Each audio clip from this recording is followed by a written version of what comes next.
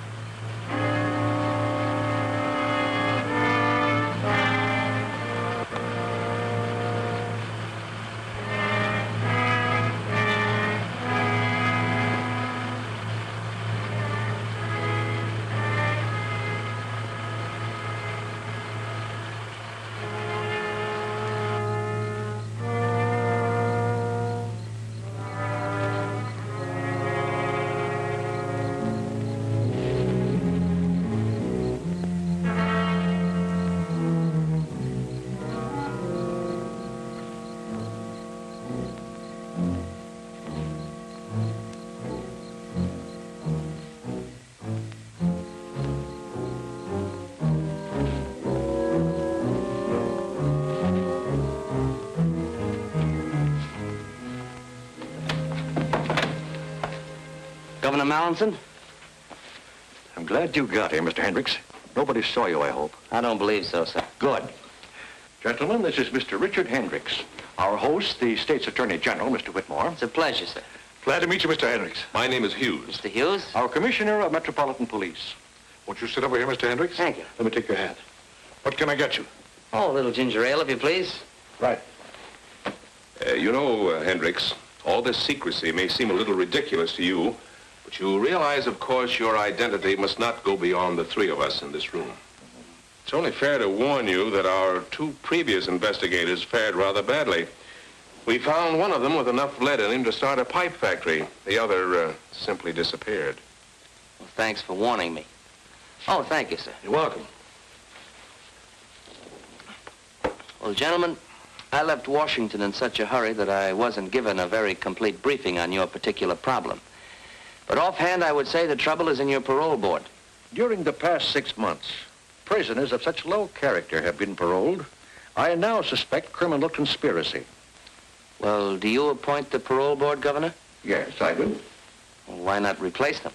You see, those appointments are made for a period of 6 years, and nobody, not even the governor himself, can remove a board member for any reason other than proven malfeasance of office. I see. That kind of ties things up, doesn't it? Well, gentlemen, I've been figuring how to go about this investigation. Oh, forgive me for pacing, Governor. I think better this way. As I say, I've been figuring how to go about this investigation, and I've come to the conclusion that I must pose as a parole violator. Oh, incidentally, does the name Richard Murdoch sound familiar to you?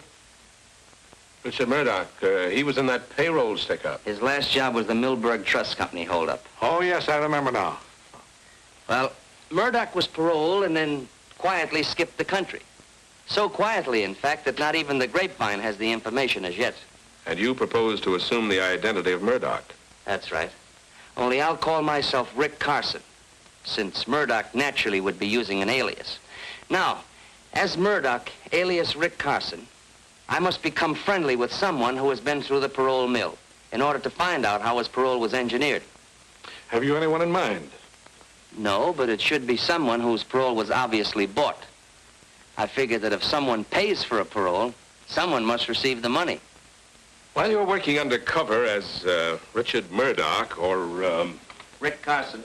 Carson, you'll have to avoid any contact with the police, even in an emergency.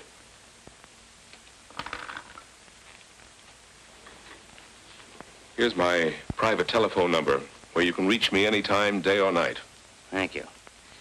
Metropolitan 6267. Metropolitan 6267.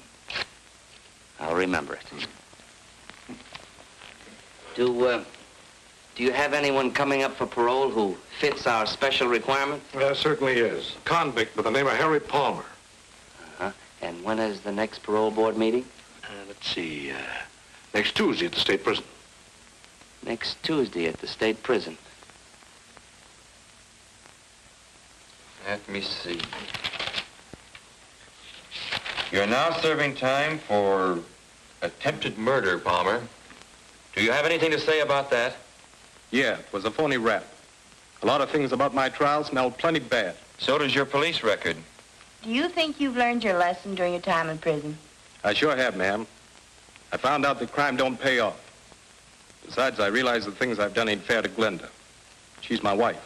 If you are paroled, will you conscientiously try to live a clean and decent life? Sure. You can bank on that, Reverend. You think you can earn a living? Honestly, I mean. You bet. I'm promised a job as chauffeur to Miss Dumont. She owns a pastime club. It's all in my application there. If you give me this one more chance, I promise I'll never step off the straight and narrow again. Why, he isn't sincere. He's merely playing on our sympathies. All right, Palmer, you may return to your duties. You'll be notified by the warden of the action of this board. Thank you.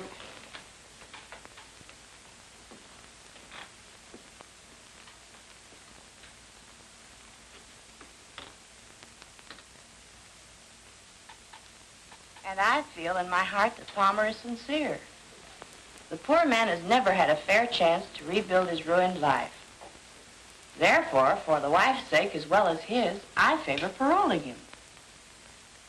And what about you, Mr. Jones? It seems to me that keeping a man behind bars when he can earn a living is a needless waste of taxpayers' money. I vote for his parole.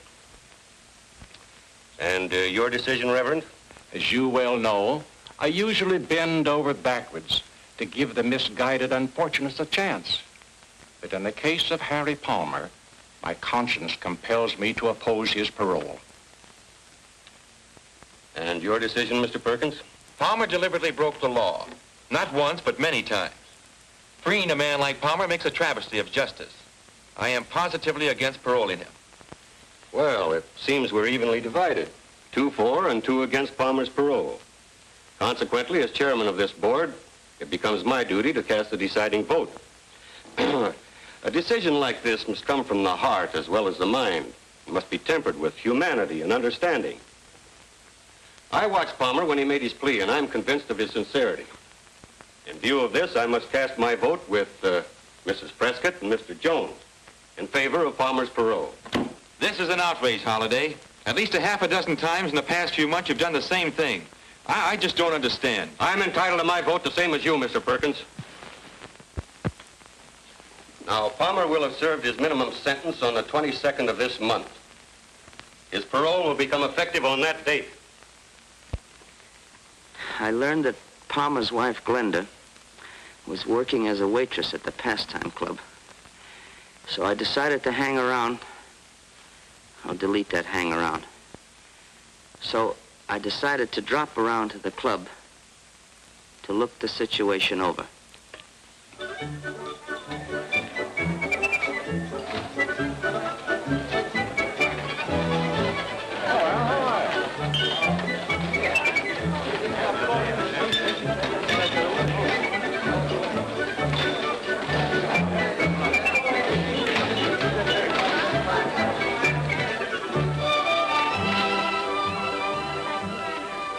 The Pastime Club proved to be a not too popular combination gin mill and cheap cafe.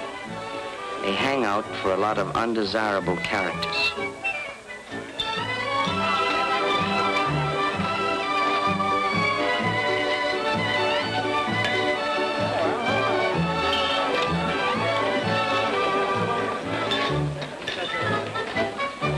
May I take your order, sir?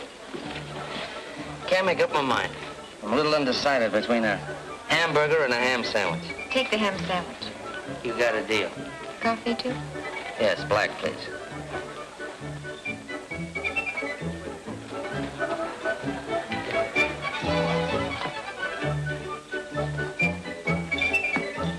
Thank you. It's quite a place you got here. Do you own it? You must be new in town. I only work here. Jojo Dumont owns the place. Oh, well, then Mr. Dumont's got a nice place here. Miss Jojo Dumont. In fact, there she is now.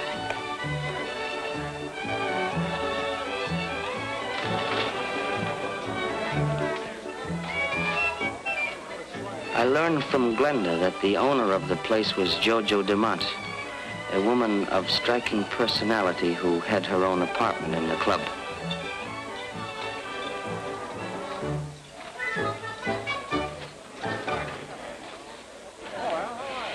One group of hangers-on seemed to be tied in with Jojo. It wasn't difficult to find out how.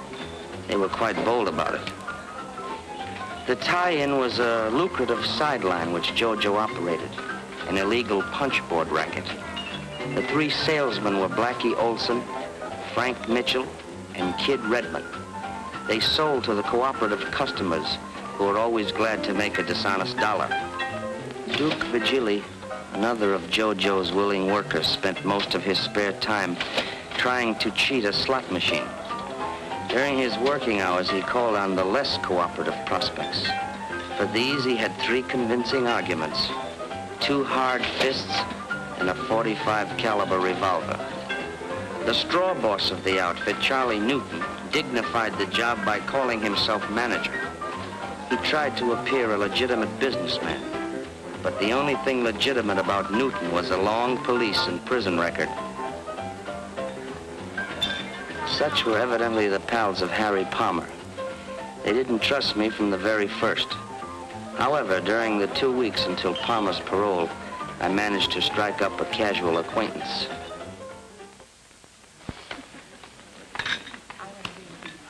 Never mind the cream, Jane. Understand you've been around a little, Carson. A little, here and there. Stick around for a while? Maybe. All depends. On what? Maybe it depends on you, Newton. You run the joint. I thought you might have something in mind. Not a thing. Hi, boy. Besides, I'm only the manager. I don't own the place. Miss Dumont does all the hiring and firing. Uh-huh. Well, I guess I'll have to make it my business to get acquainted with Miss Dumont. Oh, that did it. Gin. That's 3 games. Never saw such luck. Ah, lucked up. You play like a dope, kid. Am I right, Duke? He always plays like a dope. Yeah, he always does. 5 more. $15. I'll take you on, Carson. Okay, Mitchell, deal. What do you think of this mug, Carson? I haven't decided yet. Got something in your mind, Duke? Yeah, something very interesting. That'll keep. Kidding aside, though, I would like to make a connection. What kind? Oh, I'm not particular. I like the climate here. It's good for my health. What is your racket, Carson? Oh, anything that pays off. Hey, Frank. Yeah, Harry Palmer's back. Come to Jojo's apartment. I'll be right there. Keep the cars warm. I'll be right back. Yeah, I'll stack the deck while you're gone. I'll bet you would.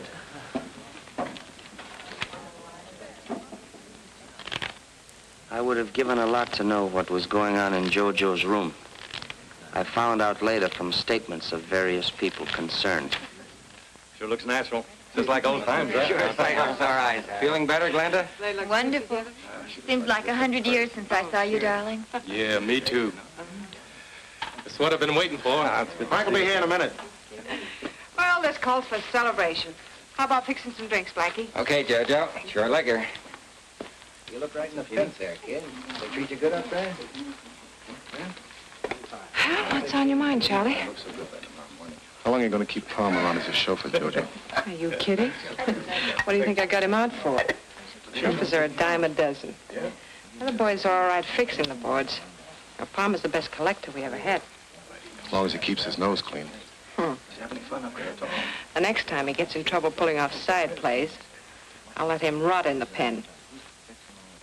Hiya, Harry. How goes it, Frank? It's great to see you, old son of a gun. Papa's home, huh, baby? How does it feel? Feels grand. Glenda's been in a tough spot, but she came through okay. Yeah, but it's a lucky thing you got the parole just now. What do you mean by that, Crack? Oh, nothing, but there's been a guy named Carson hanging around the past few weeks, and he's been making a play for her. That's not true, Harry. Duke's the one who's been on the make ever since you went away. Me, make a play for you? Ah, you're crazy. That'll be enough, Duke. I haven't met this character Carson yet, but I can tell you one thing. Glenda's been absolutely on the up and up. I knew that, but thanks for telling me, Jojo. Cork pop, folks. Help yourselves. Thanks. On the house. I mean on Jojo. This bourbon? Uh-huh. Thanks, Blackie. Right. Here's to you, sweetheart. Here's to us. What's Duke beefing about? He doesn't like Rick Carson. But I can truthfully say Carson never got fresher. Handed me a line. Forget it, sweetheart. Run along and change your dress. But hurry back. I won't be long. How do you feel, Harry? Pretty good. Hey, listen, Harry. I didn't mean any slur on Glenda, but... Forget it, Duke. Well, I've been keeping my mouth shut because I haven't got proof yet. But as sure as I'm standing here, that guy Carson's either a copper or a stoolie. I know every cop in the state. Well, he might be one of J. Edgar Hoover's boys. Carson's no more FBI than I am. That's all we need around here, a copper. Especially when business is just beginning to boom. He lives at the Colvin Hotel right down the street. Why don't we search his room? There must be something around to tip us off. I can get in. I know the night clerk. Sure. The kid and Blackie could investigate. Then we'd know exactly how things stand. JBI, that's me. Jojo's Bureau of Investigation. Hello, Mr. Carson. Oh, hello, Glenda. Say, this looks like the beginning of a second honeymoon. You like my new dress? Pretty sharp. Hope my husband will like it. Sure he will. Oh, here he is now. Honey, this is Rick Carson. Glad to see you, Palmer. Glenda was telling me about you. I was telling Harry how polite you've been. That's a great deal more than I can say about most of the customers. Well, thank you, Glenda. That's a real compliment. See you around. Glad to, anytime. Good luck to you both. How long will it take to search Carson's room? No, it won't take over an hour. Only the clerk doesn't come on till 8 o'clock. Sometimes maybe a little later. Suppose I arrange to keep him occupied between 8 and 10. You haven't even met Carson. So, you'll introduce me. I think I can keep him interested for a couple of hours.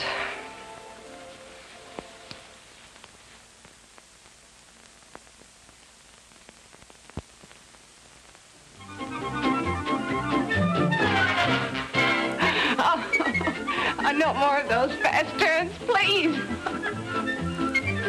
Oh. This is station Turn that thing off. WSNO. The time, 20 minutes before 10 o'clock. We continue with... Oh, what time is it? I just announced it, 20 minutes to 10. I think I better be going, Jojo, before I wear out my welcome. Oh, no. The evening's still young. Besides, I think you're swell. I think you're a wonderful guy. Really. If you think I'm swell, you ought to meet my pal Monty. There's a real guy for you. Oh, I bet he ain't half as nice as you. What's his name? Monty Cooper. Oh, yeah, you said that. It's a nice name, Monty Cooper.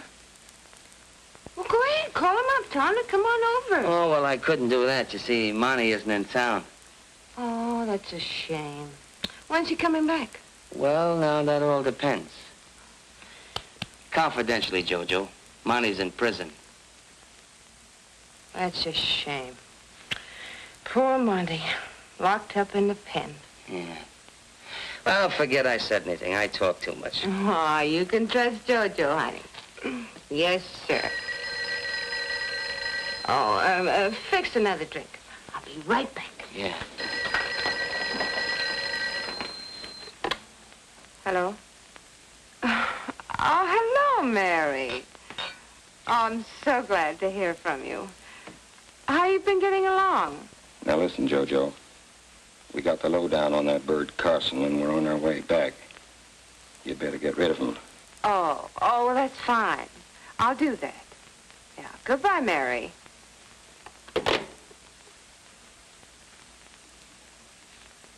You don't have to be a G-man to know that that was Mary.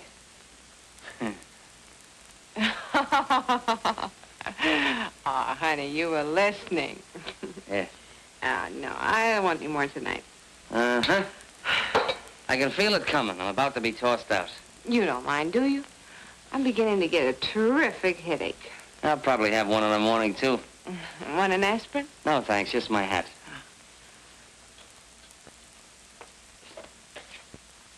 Thank you. Well, good night, Jojo. It was a swell evening. I enjoyed it.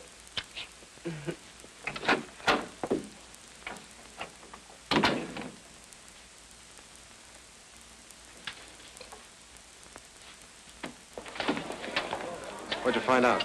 Something very interesting. We got the dope on them all right. Oh, good.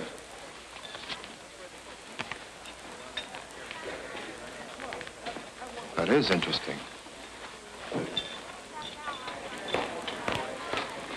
Hi, Rick. Oh, Rick. Hi. How you doing? How's everything? What's up, Duke? I don't know. Oh, hello, boys. Well, let's hear it. What's the dope on Carson? What do you think of that? His name ain't even Carson. Richard Murdoch. Age 32, date of birth 1516, Detroit, Michigan, as of dark brown.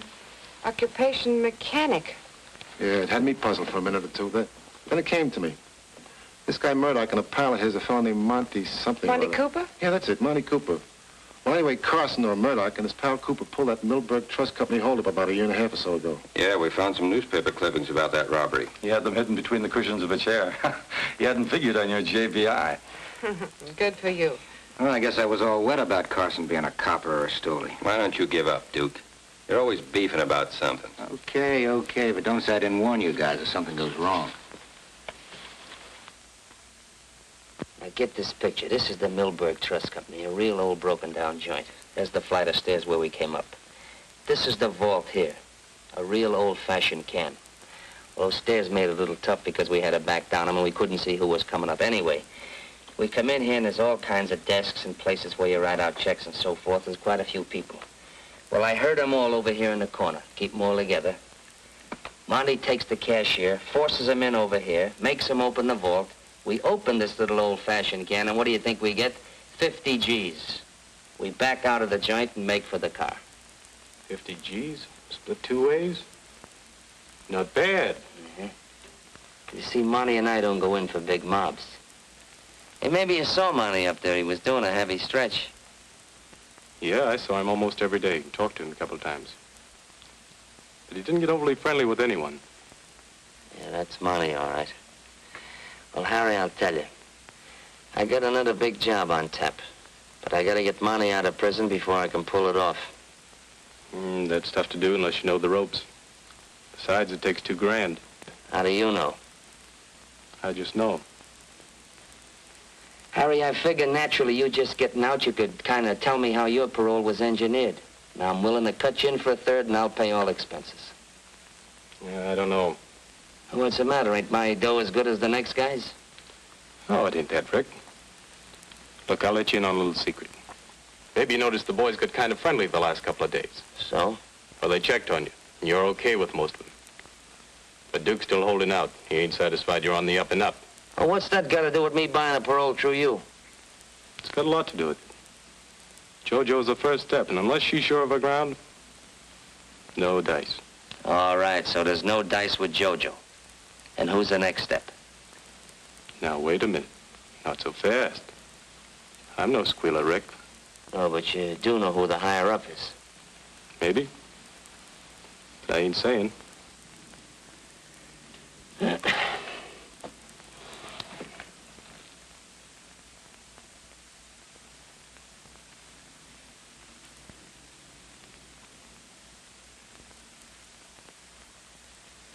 Harry, let me ask you another question. Who put up the money for your parole? Why, JoJo put it up. 'Cause the deal is I'm to pay her back. Oh, so she didn't put it up. She just advanced it to you. Yeah, that's right, but... Well, why cut in JoJo when you can easily go around her and pick up a couple of G's for yourself? All right, later on, if you want to cut her in, that's your business. You might have something there, Rick. At least it's worth it. Glenda's home. Don't say anything to Glenda. Hello, darling. Hi, baby. I ever tired. We had such a busy day at the club. Oh, Rick, you're not leaving. Yeah, I think I better be going. Why don't you stay for dinner? Won't be very fancy, but you're welcome. Yeah, why not, Rick? Maybe some other time. You run along and get some dinner started, honey. I'll come in and help you in a minute, huh? Okay. Sorry you won't stay, Rick.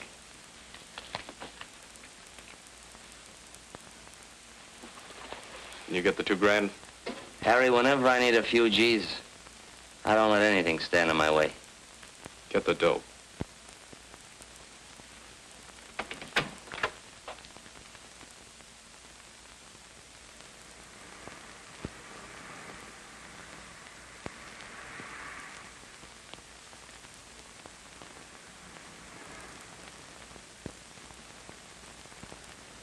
I called the commissioner and told him I was all set to buy a parole for a pal of mine named Monty Cooper, but I had to have $2,000. He agreed. But as the boys were somewhat suspicious of me, and in order to gain their confidence, it ought to look like I had pulled a stick-up. Go ahead, read it. Philanthropist. Philanthropist. Well, anyway, robbed. Bandit ignores jewels. Gets $2,000 cash.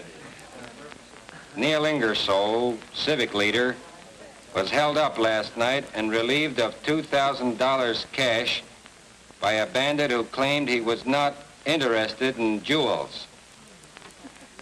Ingersoll, returning home at a late hour from an auction of antiques. What's a diff? Which he had been attending, stepped out of his car outside his garage to find himself looking into the muzzle of a gun. That must have been Carson. What makes you think so? I don't think I know. The word passed through the grapevine that I'd pull that job. And the boys who hung out around the pastime club immediately started to accept me as one of the boys, as it were.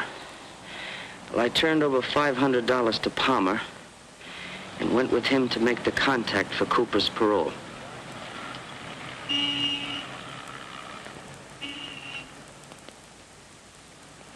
When we reached the lobby of an office building, Palmer told me I couldn't go upstairs with him. This was disappointing. But I heard him tell the elevator operator to take him to the 5th floor.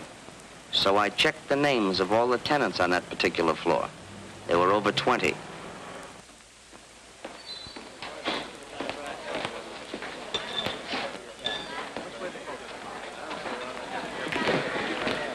Miss Dumont in her quarters. Yeah. Good jerk. Hello, Bonnie. Hello, Jojo. What's on your mind, darling? Seemed as cross as a bear when you phoned to say you were coming over. Somebody's talking too much around here.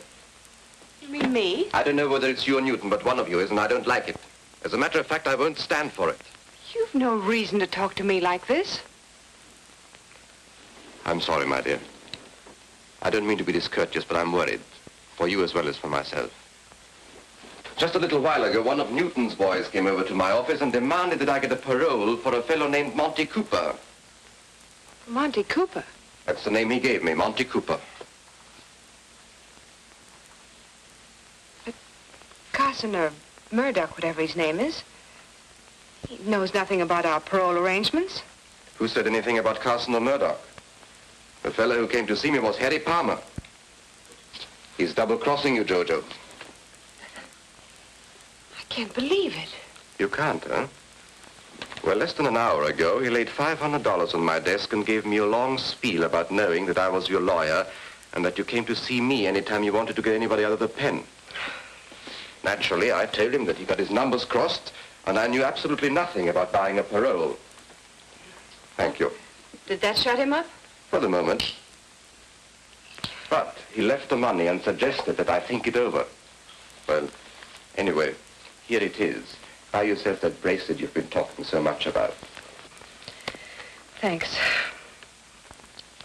I don't know what to say, darling. I haven't mentioned our connections to a soul. Of course, the boys know that you do handle my legitimate legal matters, but... The important point is how Palmer or any one of them know about my connection with the parole board. It's dynamite. If one of them should talk out of term, there's no telling what might happen. You need to tell me. I'll talk to Charlie Newton about it. He'll throw a scare into Palmer. He won't forget.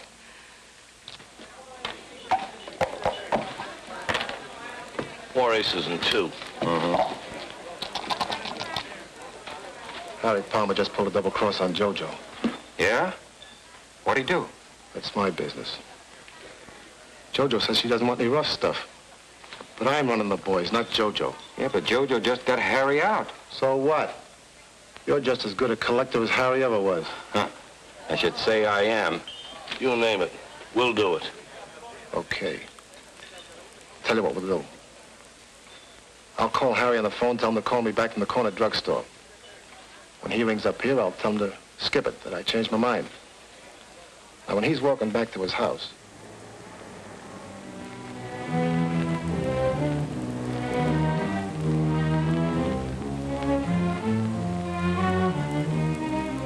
Hiya, Harry. Hi, Blackie. What's cooking? You'll find out.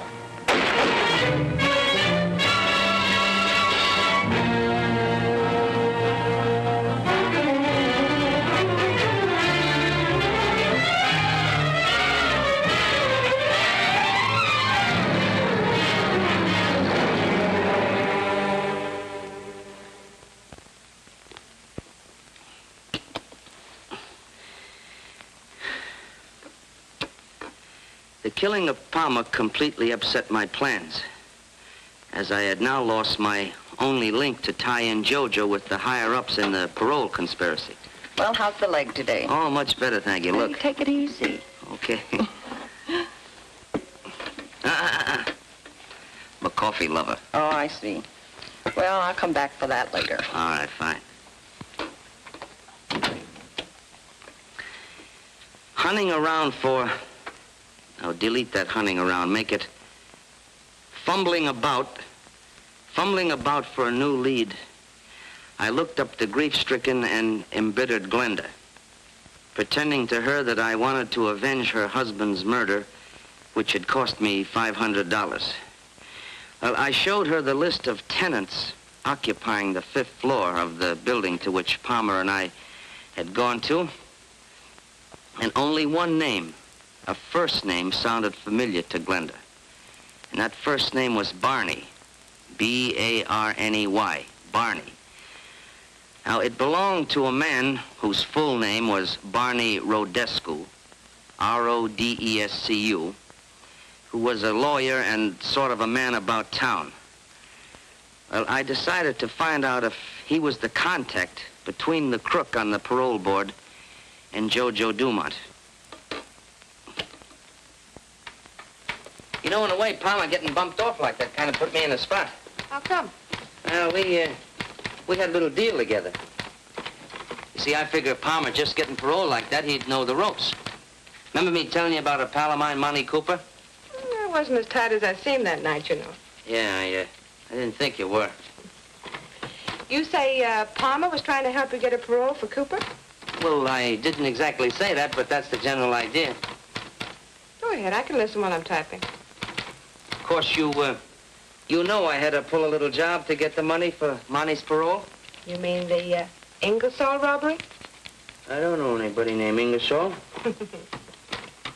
No, but the point is, JoJo, I'd like to get Monty out of the prison as fast as I can. You know, you should have come to me in the first place, Rick. You? Mm-hmm. I'm serious. I like to help my friends. Besides, I have a lot of influence in the right places. Mm-hmm. Of course, we'll need cash. Yeah, I know. $2,000. Palmer told me. Did you give Palmer any money? Yeah. Yeah, I gave him $500. And for you, here's another 1,000. Thanks. I, like to have a receipt. Oh, sure.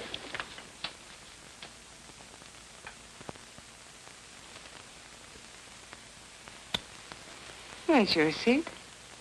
Hey, you know, that's not bad. Of course, it's a little expensive at $1,000 a throw, but it's not bad. And, what about the balance? The balance you get the day Monty's paroled from prison. It's a deal. Well, I guess that about winds up what I have to say. From here on, my future's in your hands. All I ask is that you'll give me a break. You needn't worry about not getting a fair break from this parole board. All right, you may return to your duties, and you'll be informed of our decision later. Thank you. Thank you very much, sir. That man should be put away for life. He's an habitual criminal. Why should the state have to support this man for life? That's the wrong attitude. I agree with Mr. Perkins. I'm opposed. The man deserves a chance. Every man deserves a chance. Once again, we seem to be evenly divided, thus making it my duty to cast the deciding vote. And you vote for Cooper to be paroled? I do. Mr. Holliday. It's my privilege. But, Mr. Holliday, it's obvious... the chairman's privilege to have his own opinion. The majority votes in favor of Monty Cooper's parole. He'll be released in 2 weeks to report for work at the Ainsley Farm at Meadows. I move for adjournment. Because I couldn't understand why anyone would give a job to a multiple loser like Monty Cooper, I decided to check the county assessor's records to find out what I could about Vern Ainsley. From the beginning, I had suspected Ralph Holliday of accepting the bribe to put through the parole. But with the information I had now obtained, I felt certain it was Rodescu who had offered the job on the farm to Monty Cooper. Suspecting the setup, however, was not enough. I still had to obtain the proof. That afternoon, I worked out a strategic plan.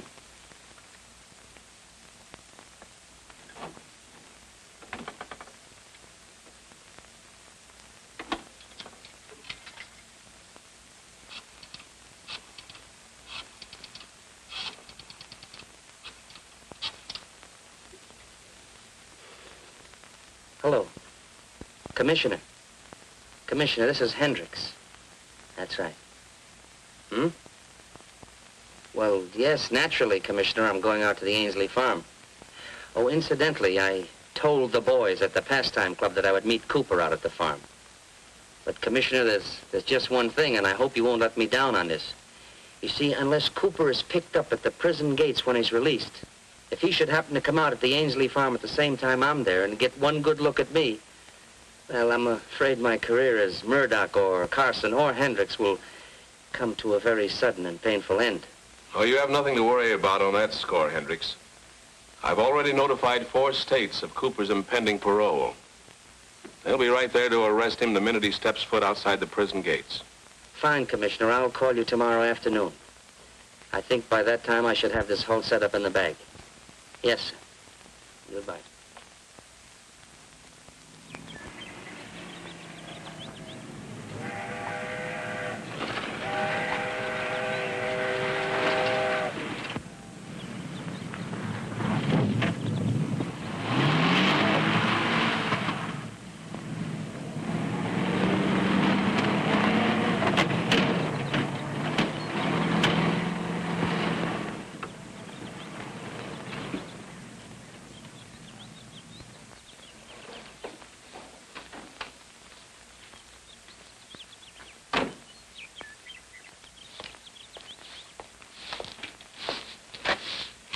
Ainsley? Hey! You Ainsley? What do you want? Looking for Monty Cooper. Who? Monty Cooper. He's supposed to be working here. Well, he ain't. Nobody here by the name of Cooper. Now, look, Ainsley, I happen to know that Monty Cooper was paroled to work on this farm. Who told you that? Well, after all, I'm a pal of his. My name is Carson. Rick Carson? Well, I'm pleased to meet you, Carson. I'm glad to meet a real pal of Monty's, too. You know, confidentially, I put up the dough to spring him. Yeah? Well, I guess you'll be right glad to see each other again. Yeah. Only thing is, I don't expect Cooper much before tomorrow. You see, there ain't no other bus coming this way before midnight tonight. You don't know Monty very well, do you? If there ain't no bus, he'll take a taxi.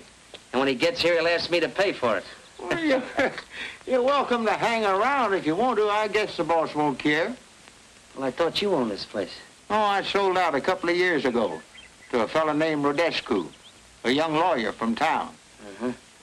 Well, tell me, does this Rodescu, does he come here very often? Mostly weekends. Him and a lady friend. They do a lot of riding. By the way, I'm expecting them this afternoon sometime. You make yourself to home. I got to get the horses ready. Up to you, Carson. Yeah. I hadn't figured on Rodescu visiting the farm. I realized his presence might have set my plan, but I had to take the gamble. So I waited until Ainsley had disappeared.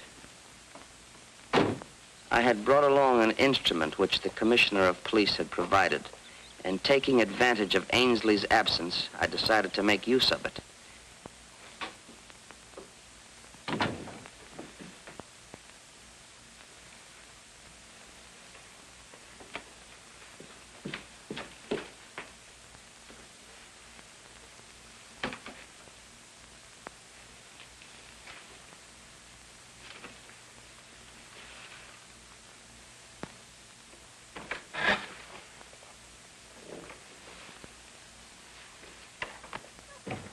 I quickly ascertained that no one else was near.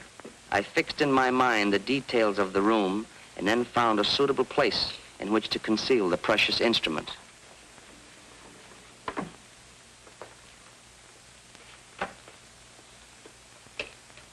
It was the latest type of sound recorder.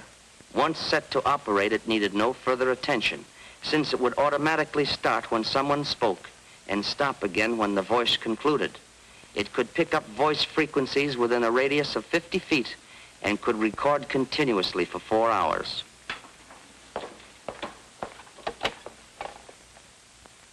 Hello, get me Metropolitan 44244.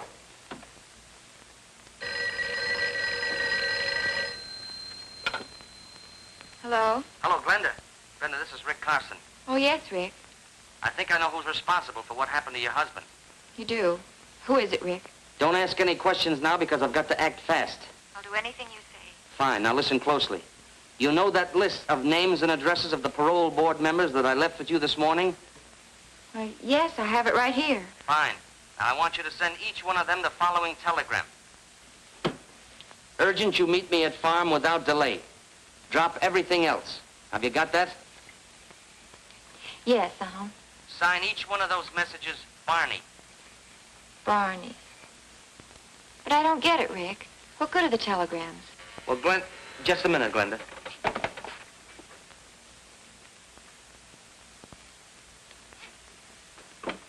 Okay, Glenda. What do you expect to accomplish by doing this, Rick? Look, I can't explain now, but there's just one more thing. When you phone that telegram into Western Union, tell them you're Miss Bruce. She's Rodescu's secretary. I understand. Fine. Now, don't lose any time. When I get back to town, I'll come over and explain everything. Yeah. Goodbye.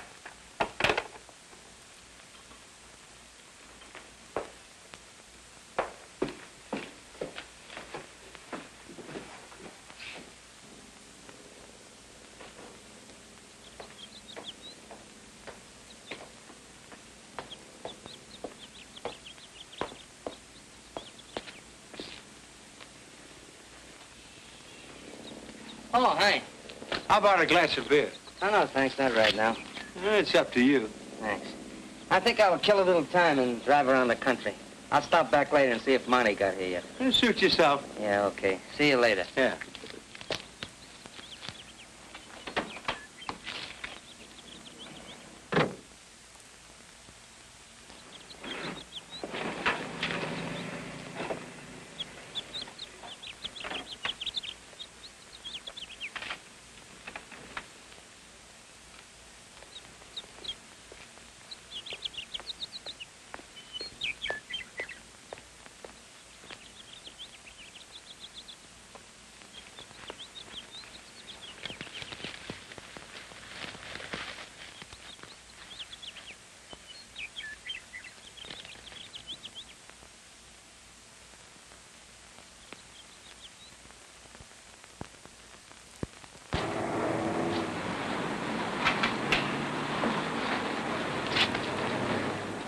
So long, Cooper. Take it easy. Yeah. You too, Screw. Good luck. Hey, Cooper. We've been waiting for you. Yeah, what for? We want to take you along with us. Who are you and what do you want with me? We're pals of Murdoch. Oh, that's different. Sure, we're taking you to see him. Oh, no, not me, boys. I'm slated to report to a place called Ainsley's Farm in Meadows. And I gotta go there before I do anything. Well, that's just where we're going. Murdoch's waiting for you there right now. Yes? And he's mighty anxious to see you. Well, I'm mighty anxious to see him. Where's your car? Over there. Okay, let's go.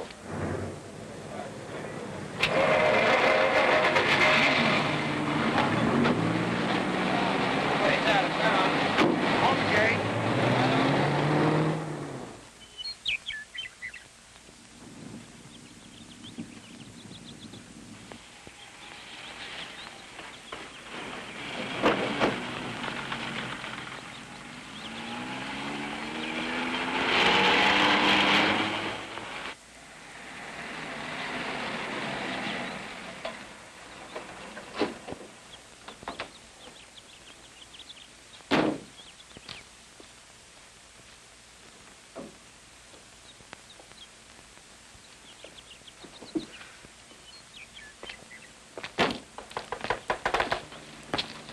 Oh, I get such a kick out of this place.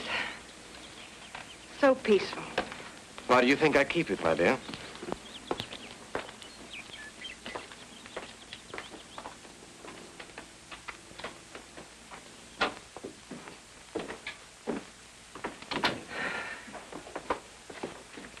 Oh, Frank, put Miss Dumont's luggage in her room and leave mine in here. Right. I'll take it. Thank you.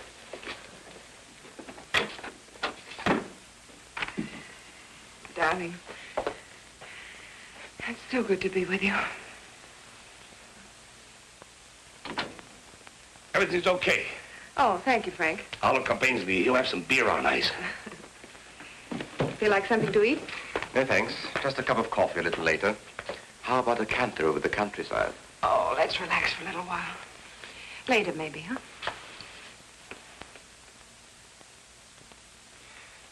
Do you think the fellows could push enough punch boards to raise, say, an extra $20,000 in the next few weeks? They might, by putting a little extra pressure on their customers. Then I think they should. A powerful anti-racket committee is being organized to run us, among others, out of business. And a little extra money wisely spent might help considerably. I'll see that Charlie Newton starts them out on it Monday morning. Good. In asking Glenda to send those telegrams to every member of the parole board, I assumed that only the one member who was mixed up in the parole conspiracy would know what was meant by the farm and the signature Barney. Well, just at dusk, I had the keen satisfaction of knowing that my plan had worked. I had sent those telegrams in the hope of tricking Ralph Holliday into exposing himself. Holliday was driving that coupe. But instead of trapping one member of the parole board, I had caught two. But Titus Jones arrived in the car with my primary suspect.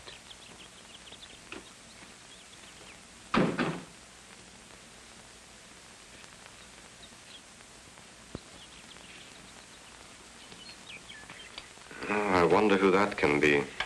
Probably one of your eager beaver clients. If it is, I'll throw him out. Excuse me, my dear. I'll make this short and sweet. Come in.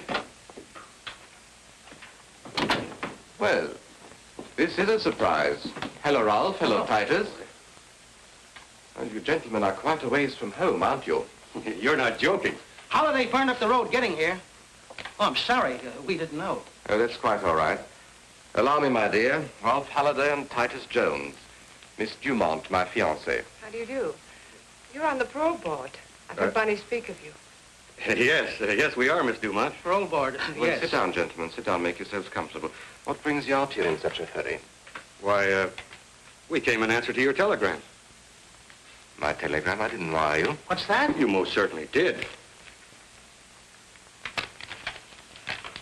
What does it say? Urgent, meet me at farm without delay. Drop everything else. Signed, Barney. Somebody must have got onto our parole board deal. We better clear out. Hold on. Hold on. There's no use running off half-cocked. You better do a little checking first. I wish you would. How can you? And make it snappy. Hello, operator. Give me Ridgeway 84428. If my secretary is at home, we ought to be able to find out pretty quick. But it's Saturday. She probably has a date. Hello? Hello, Miss Bruce. Did you send any telegrams today to either Titus Jones or Ralph Holliday? You did not. Did you authorize anyone else to do so? You didn't, huh? I knew it was bad news the minute I received that message. Miss Bruce, I want you to check with Western Union right away and find out if you can who sent those telegrams and to whose account they were charged. Yes. Call me back at the farm the moment you have the information. Right. She'll call me back. Someone's on our trail, Barney. Have you told anybody about giving Holiday and me the money? Oh, don't be an idiot. You don't think I'd tip anybody off that I've been bribing the parole board? Maybe Mr. Holliday or Mr. Jones accidentally. Ridiculous. That's absurd. It could have been that jackass Palmer you had working for you. He only knew the connection between you and me. He knew absolutely nothing of your time with Holliday and Jones. Whatever the answer is, I don't like it. I'm getting away from here. So am I. This farm is poisoned. Just a minute, gentlemen. We're remaining right here until Miss Bruce calls back. We're safer here than anywhere else for the time being. I was confident the recording machine was doing its work. But to make the record admissible as evidence in court, I would have to swear that I had seen the people inside that room and to identify their voices. There was only one way to do this. Who can that be? Where can we hide? Relax, gentlemen. Come in. Oh, I'm sorry to bother you. I'm looking for a friend of mine. What makes you think he's here? Well, I was told he would be. My name is Carson. Oh, it's Rick Carson, darling. Let him come in. You needn't worry about him. Come in.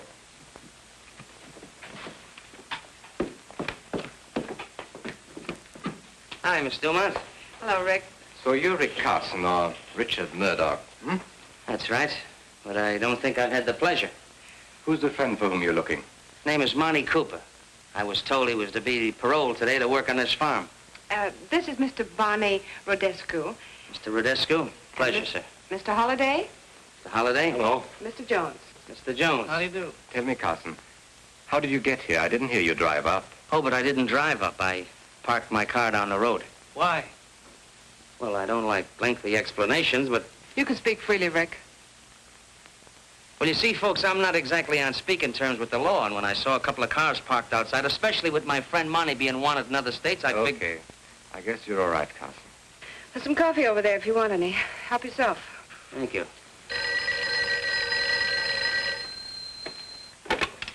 Hello? Yes, operator. Must be my secretary calling me back. Yes, Miss Bruce.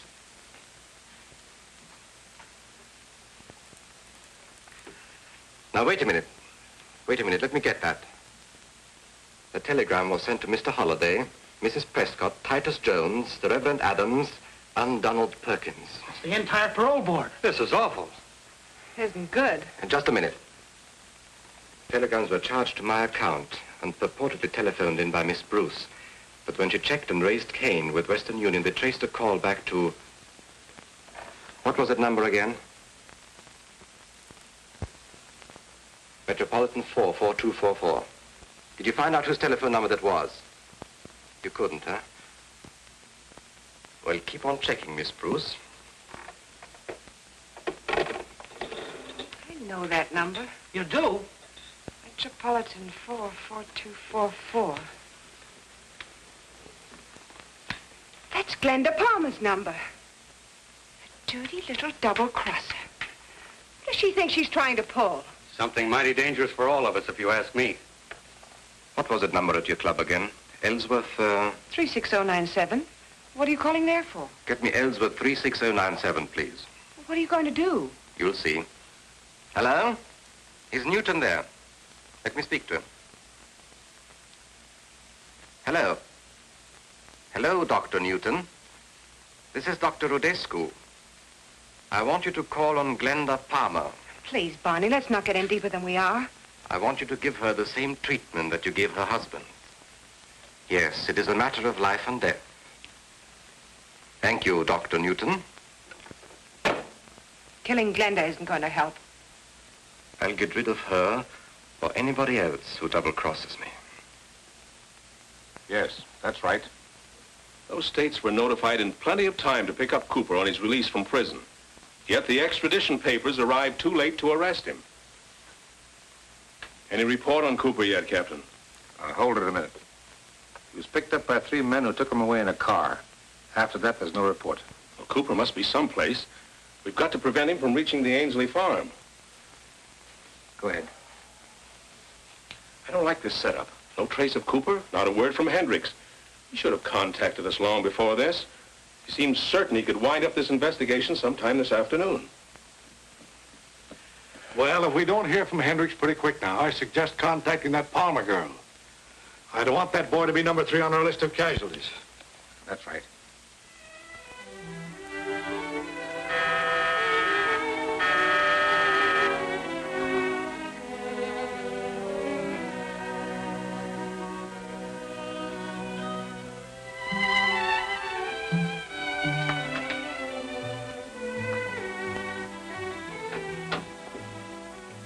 Hello, Glenda. Oh, hello. I was expecting somebody else.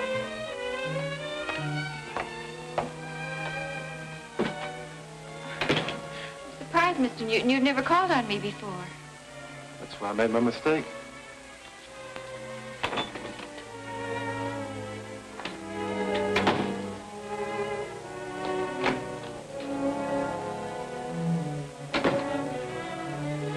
I'm sorry I can't invite you to stay. I was expecting someone. He should have been here before now. Well, it's a shame he's late. Now when he gets here, he won't find you at home. What do you mean? You're going out, Glenda. With me. No, I couldn't. Well, after all I told you, I'm expecting someone. Get your coat. Please go. Get your coat. Shut your trap.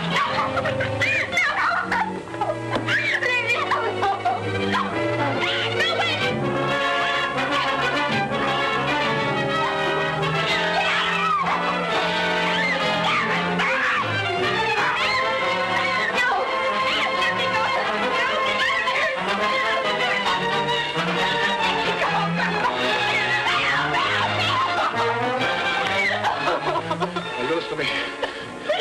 You shut up, or so help me, I'll kill you right here on his back.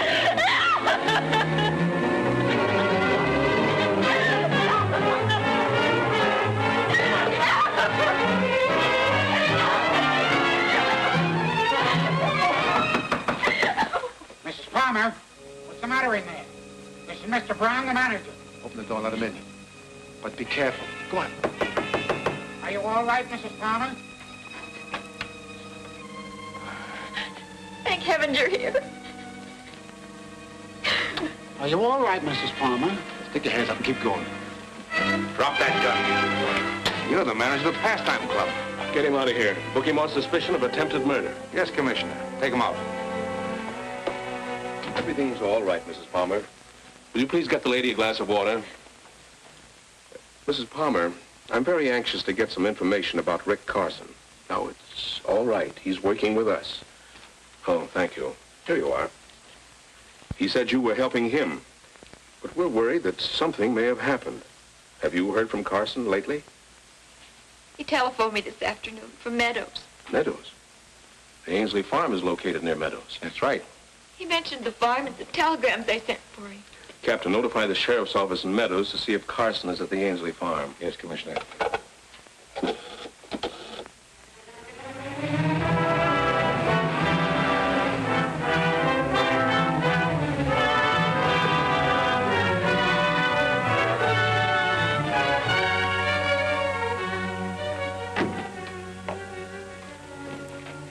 Jojo's here.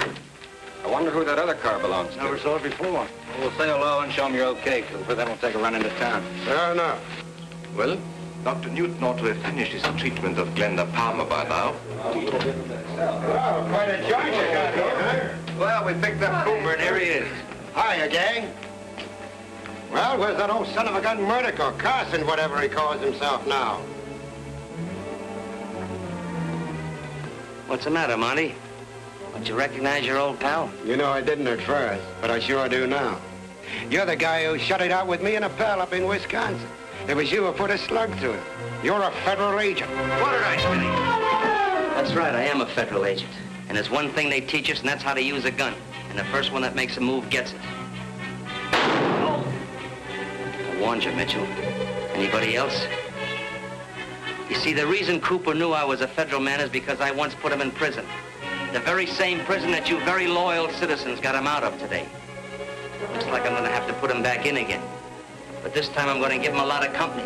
I'm gonna put you all in with him. But right now, ladies and gentlemen, I'm afraid I have to leave you. But I'll make you a promise. I'll be back again. Nice Nice work, Ainsley, just in time. I heard the shot. I figured something was wrong. Kill that pal of mine. Stop the boxing. Stop it! Gentlemen, put him in the chair.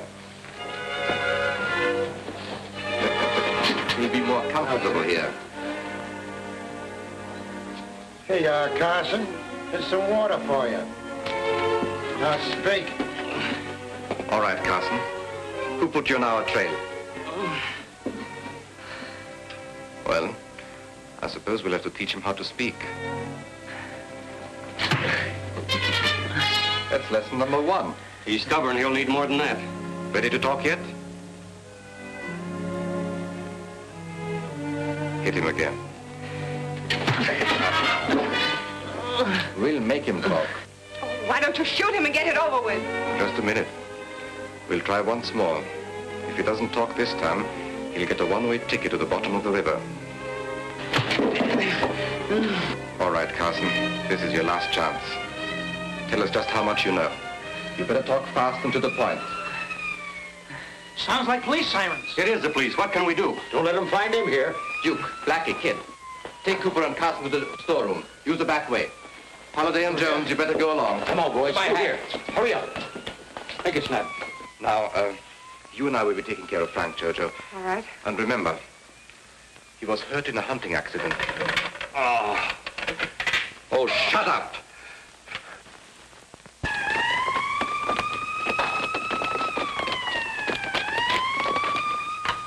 Come on, fellas. All right, where do we go? In that room. Make it snappy, boys. Come on. No time to lose. Right in here.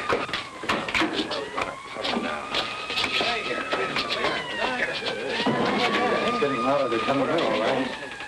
Quiet. Now. Lock it, boys.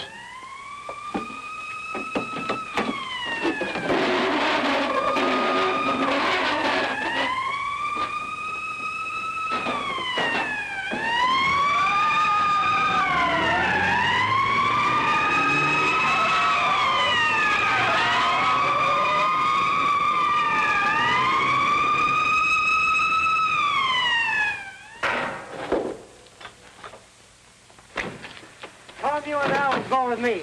The rest of you look those cars over and see if you can find anything out here. Come on.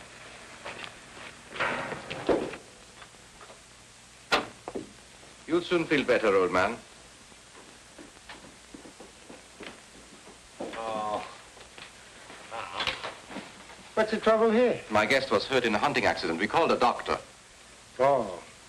Well, we're looking for a man named Carson. Carson? I don't know him. There was someone here earlier today, before you came home, dear. His name is Carson. He said he was looking for a friend.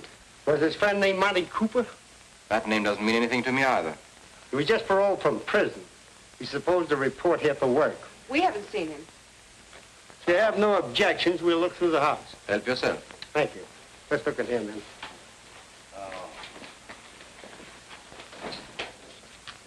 Jim, you go up there.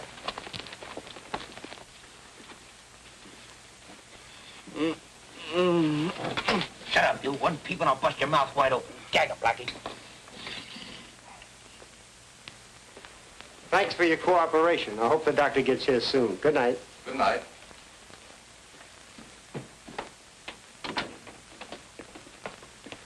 That setup doesn't look right to me. Yeah, Monty Cooper's supposed to go to work out here, and nobody seems to know anything about him. Kind of funny, ain't it? Yeah. Keep him in there. We'll go around and see what the rest of the boys are doing. We haven't been in here yet. Open it up, mister.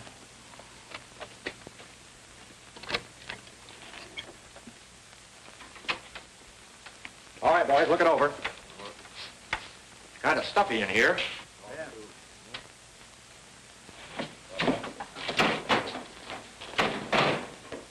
Find anything?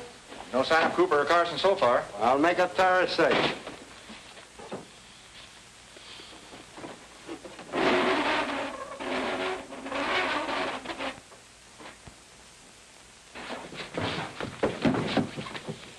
See, I told you there ain't nothing in here. That just about winds it up. Well, if Cooper shows up, I'll be glad to let you know. Okay, let's go, men.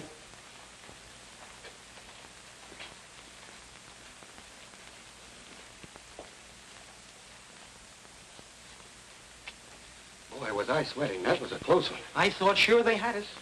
Hey, Duke, how long do you think we'll Hey, have to hey, wait? hey. What's that? Hey! What's the room back there? Yeah, give me a light in there now. Grab that man. Clear this stuff out, dude. Take that cabinet away. In here! You stupid fool! Where's your brain? Shut up or I'll put a slug through you, too. I'd like to do that myself. I didn't like their kisses when I saw them on a parole board. Here they are, Sarge. Good. Mike, take the gas gun. Bob, you take this. Pick up those people in the house. Okay, Sarge. All right, you fellas in there. Come out with your hands up. You want us cover, you'll have to come in and get us. Now listen to me. If you don't come out, we're going to give you a dose of gas. You've got just 30 seconds to make up your mind. Let's give up, boys. We can't beat them. Please, please don't fight. They got gas, and I've got sinus trouble. Oh! That'll cure it. They're too many for us, Virgili. Yeah, why get ourselves killed? What's the matter with you guys? You all yellow? No, but we're not all fools either. Come out one at a time with your hands up. I'll count to 5. If you aren't out by then, we'll open up on you. 1, 2, 3, 4. All right, you get going. Come on, Get going, get going. Move along, come on. Come on, step on it there. Come on, move along, move along. Keep those hands up. Let's see if there's anyone else in there. Right. Mr. Hendricks? Who shot you? Duke Vigili. We better call an ambulance. He's badly hurt. Yeah. Give me a hand here. I can't make it. Sure.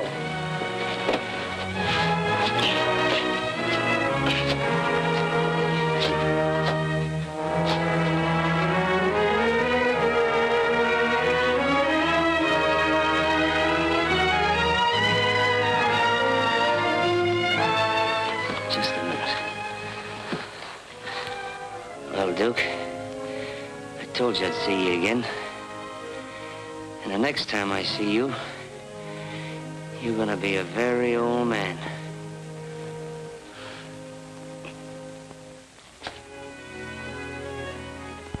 Oh, yes. Getting along real fine. Another week or so, I'll be able to go out dancing again. That's wonderful. Here you are, Mr. Hendricks. Oh, thank you, Mary. Oh, Mary's my favorite nurse. I can believe that. Now, if it wasn't for her, I'd probably still be lying in bed. Thank you, Mr. Hendricks. God bless you. Well, here's my completed report, Mr. Whitmore. Took quite a long time to finish it, but I hope it accomplishes what the governor desired. Well, I'm sure it will be, Carson. I mean Murdoch. You mean Hendricks. That's right.